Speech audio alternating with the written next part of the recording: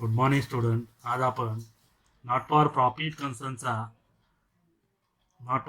कन्सर्नचा new problem पाहणार आहोत. ते अकाउंट ऑफ स्कूलचा प्रॉब्लेम असा आहे. From the following balance sheet and receipts and payments account of new English school Barshi prepare income and expenditure account for the year ending 31st March 2020 and the balance sheet as on that date.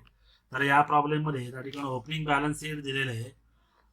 Balance sheet as on 1st April 2019. Liabilities capital fund 6,43,000. Assets cash in hand 6,000. Cash at bank 10,000. Building 4,50,000. Furniture 72,000. Library books 45,000. Computer laboratory 60,000. Balance sheet total 6,43,000. तर या प्रॉब्लेमचा opening balance sheet दिलेला असल्यामुळं या अगोदरच्या प्रॉब्लेममध्ये फक्त balances ॲडजस्टमेंटमध्ये देत होते, परंतु या प्रॉब्लेममध्ये ओपनिंग बॅलन्स शीट दिलेले आहे. त्यानंतर receipt and payment account for the year ending 31st March 2020. Receipt side to balance brought on cash in hand 6,000. Cash at bank 10,000. Outer column 16,000. to tuition fees 90,000, to term fees 3,000, to admission fees 12,000, to donation in bracket capital 61,000, to interest received 2,000, to government grant revenue in bracket 1,20,000, to sundry receipts 11,000. Payment side by salary 90,000, by library books 14,000, by office rent 10,000, by printing and stationery 22,000, by sundry expenses 12,000, by insurance 10,200, by sport expenses 8,000, by annual gathering expenses 9,000, by furniture 50,000, by repairs 15,000, by balance carried down cash in hand 4,800, cash at bank 70,000, outer column 74,000, 8,000. Receipt and payment total 3,15,000. Additional information दिलेलं आहे. त्यामध्ये first outstanding salary of ₹9,000. Second outstanding tuition fees ₹15,000. आणि third depreciate library books by ₹9,000 and furniture by ₹10,000. तर या प्रॉब्लेममध्ये opening balance sheet दिलेलं आहे आणि या ओपनिंग बॅलन्स शीटमध्ये त्या ठिकाणी ॲसेटचे बॅलन्स शीट दिलेले आहे आणि त्याचबरोबर कॅपिटल फंड दिलेले आहे. तर या ॲसेटचे बॅलन्सेसमध्ये पुन्हा पेमेंट साईडला आपण पाहिल्यास त्या ठिकाणी काही ॲसेट खरेदी केलेले आहे. तर फर्निचर आणि त्याचबरोबर लायब्ररी बुक्स देखील खरेदी केलेले आहे. म्हणजे या ठिकाणी ओपनिंग बॅलन्सेस आहे आणि त्याचबरोबर न्यू परचेस देखील आहे आणि त्यावरून पुन्हा त्या ठिकाणी ॲडजस्टमेंट देखील दिलेले आहे. तर अशा वेळी आपण याअगोदर की एकंदरीत ॲडजस्टमेंट जे आहेत ते टिकमार्क करून घेऊया. आउटस्टँडिंग सॅलरी म्हणजे सॅलरीवर ॲडजस्टमेंट आहे ते इनर कॉलमला लिहायचं आणि त्याचबरोबर आउटस्टँडिंग ट्युशन फीज इन्कम साईडला रिसीट साईड जे आहे ट्युशन फीज ते देखील ॲडजस्टमेंट आहे इनर कॉलमला लिहावं लागेल आपल्याला. त्यानंतर डिप्रिशिएट लायब्ररी बुक्स आणि त्याचबरोबर फर्निचरवर डिप्रिसिएशन आहे. एकंदरीत या ठिकाणी बुक्स आणि त्याचबरोबर फर्निचरवर त्या ठिकाणी ॲडजस्टमेंट असल्यामुळं ते देखील इनर कॉलमला आपल्याला घ्यावं लागेल. आणि त्याचबरोबर रिसीट अँड पेमेंटवरून आपल्याला इन्कम अँड एक्सपेंडिचर अकाउंट आणि त्याचबरोबर बॅलन्स शीट तयार करत असताना त्या ठिकाणी मागील वर्षाचे जे काही बॅलन्सेस आहेत ते बॅलन्सेस आपल्याला ह्या 31/3/2020ला त्या ठिकाणी बॅलन्स शीट तयार करत असताना ओपनिंग बॅलन्सेस जे दिलेले आहे कॅश इन हँड त्याचबरोबर कॅश ॲट बँक ते घ्यायचा नसतो किंवा घ्यायचा नाही. तर या ठिकाणी ओपनिंग बॅलन्स शीट दिलेलं असल्यामुळे त्या ओपनिंग बॅलन्स शीटचा त्या ठिकाणी एकंदरीत बॅलन्स शीट ट्रान्सफर करायचा. बॅलन्स शीटच्या त्या ठिकाणी ॲसेटला ओपनिंग बॅलन्सेस जे दिलेले आहे ते बॅलन्सेस आपण घ्यायचा नाही, कारण का 31/3/2020चा बॅलन्स शीट तयार करत असताना 1/4/2019चा बॅलन्सेस घ्यायचा नाही. फक्त त्या ठिकाणी ओपनिंग बॅलन्स जे असतील ॲसेटचा आणि त्याचबरोबर कॅपिटल फंड घ्यायचा. त्या ठिकाणी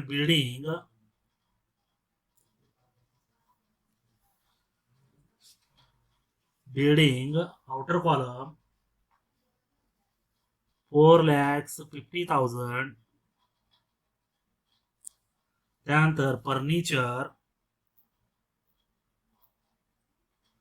फर्निचर इनर कॉलम 72,000 यावर ॲडजस्टमेंट आहे.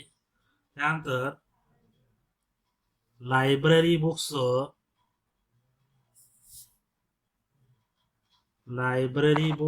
यावर देखील ॲडजस्टमेंट आहे. Inner column 45,000. त्यानंतर कम्प्युटर लॅबोरेटरीज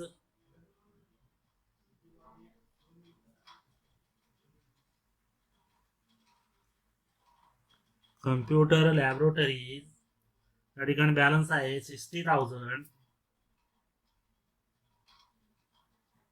त्यानंतर कॅपिटल फंड लायबिलिटी साईडला capital fund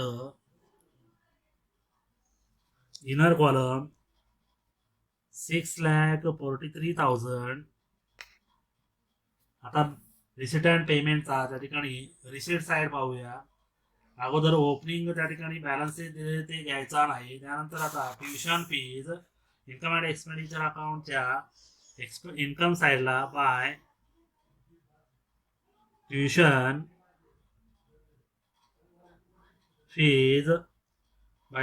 fees inner column 90,000 one line space. त्यानंतर त्याच ठिकाणी by term fees 3,000 outer column. त्याच ठिकाणी बाय ॲडमिशन फीज 12,000. त्यानंतर टू डोनेशन दिलेले कंसात दिलेले कॅपिटल म्हणजे कॅपिटल फंड मध्ये ऍड करायचा. Add donation 61,000. Add donation 61,000. त्यानंतर टू इंटरेस्ट रिसिव्ड इन्कम साईडला by interest received 2,000. To government grant कंसात दिलेले रिव्हेन्यू म्हणजे जनरल त्या ठिकाणी इन्कम असा त्या गृहीत धरायचा. By government grant 1,20,000. त्यानंतर टू सन्ड्री रिसीट्स म्हणजेच बाय सन्ड्री रिसीट्स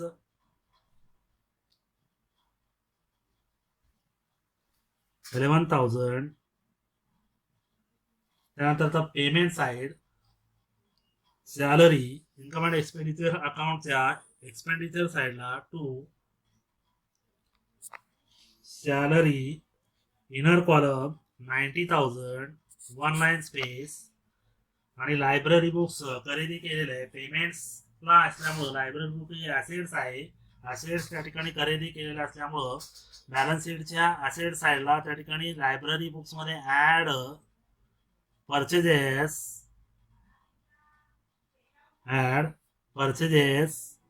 14,000. इनर कॉलमलाच बेरीज 59,000. त्यानंतर office rent income and expenditure अकाउंटच्या एक्सपेंडिचर साईडला टू ऑफिस रेंट 10,000. याच ठिकाणी to printing and stationery 22,000. To sundry expenses 12,000. to insurance 10,200. to sports expenses 8,000. to annual gathering expenses 9,000. आणि furniture देखील खरेदी केलेले फर्निचर हे ॲसेट आहे म्हणून ॲसेट साईडला फर्निचर मध्ये ऍड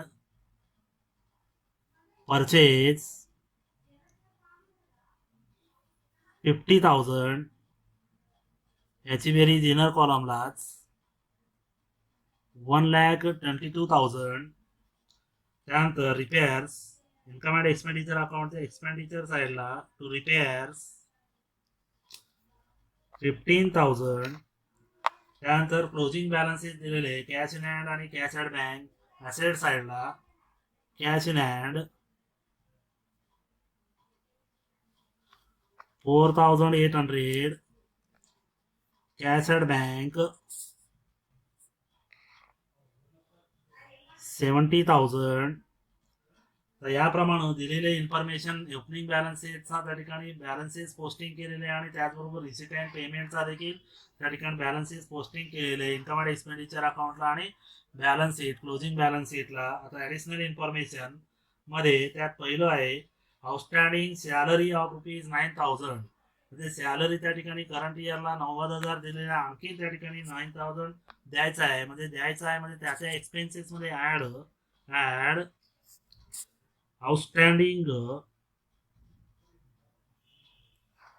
9,000 ऑर्डर कॉलम 99,000.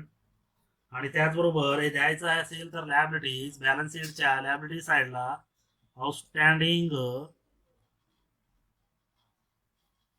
सॅलरी 9,000. त्यानंतर दुसरं आहे आउटस्टँडिंग ट्युशन फीज ₹15,000. जे इन्कम ट्युशन फीज जो आहे त्यापैकी त्या ठिकाणी 90,000 आलेले आहे ट्युशन फी, त्यापैकी आणखी त्या ठिकाणी 15,000 यायचं आहे. तर रिसिवेबल आहे इन्कम मध्ये ऍड आउटस्टँडिंग 15,000, 1,05,000. आणि येणं हे ऍसेट साईडला दाखवायचं असतं. Tuition fees outstanding tuition fees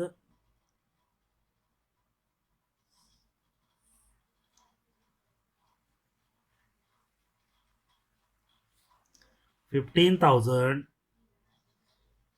त्यानंतर depreciate library books by ₹9,000. Library बुक्सवर 9,000 डिप्रिशिएट चार्ज केलेले आणि फर्निचरवर 10,000 चार्ज केलेले. अगोदर त्या ऍसेट मधून लेस करायचा. तर फर्निचर 10,000, फर्निचर मधून लेस डिप्रिशिएशन 10,000, ऑर्डर कॉलम 1,12,000. त्यानंतर library books 9,000 less depreciation 9,000, order column 50,000. याचा दुसरा इफेक्ट इन्कम अँड एक्सपेंडिचर अकाउंटच्या हे लॉस आहे डिप्रिशिएशन. इन्कम अँड एक्सपेंडिचर अकाउंटच्या एक्सपेंडिचर साईडला to depreciation under that on furniture 10,000, inner column on library books 9,000, order column 19,000. या प्रकारे त्या ठिकाणी डबल इफेक्ट झालेले. आता त्या ठिकाणी ऍडजस्टमेंट आणि त्याचबरोबर त्या ठिकाणी त्या रिसिट अँड पेमेंटचा आणि ओपनिंग बॅलन्सेसचे पोस्टिंग करून त्यानंतर ऍडजस्टमेंट देखील झालेले आहे. म्हणजे एकंदरीत आउटस्टँडिंग जे असेल आउटस्टँडिंग हे नेहमी ऍड होत असतो. जे खर्च असेल किंवा त्याचबरोबर इन्कम असेल. खर्च असेल तर आउटस्टँडिंग ऍड करून त्या ठिकाणी लायबिलिटी साईडला लिहिला जातो आणि इन्कम मध्ये त्या ठिकाणी आउटस्टँडिंग असेल तर इन्कम मध्ये ऍड करून त्याचा इफेक्ट बॅलन्स शीटच्या असेट साईडला लिहिला जातो. या पद्धतीनं त्या ठिकाणी ऍडजस्टमेंट दोन इफेक्ट दिला जातो. आणि आता या ठिकाणी income and expenditure account close करायचा. इन्कम अँड एक्सपेंडिचर अकाउंटचा त्या ठिकाणी एकंदरीत डेबिट बॅलन्स कमी आहे आणि क्रेडिट बॅलन्स जास्त आहे. क्रेडिट बॅलन्स त्या ठिकाणी एकंदरीत 2,53,000.